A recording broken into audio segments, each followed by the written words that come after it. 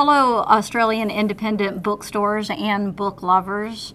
I'm Kate DiCamillo, and I'd like to talk to you a little bit about my new novel, Raymie Nightingale. Raymie's story is a deeply personal story, and I think it's funny, but it's also a book that is concerned with matters of the heart and the soul, and it's also very much a book about friendship, because friends have mattered so much to me, not only as a kid, but as an adult. So it's a book that celebrates friendship, and I'd like to thank you for believing in books and friends.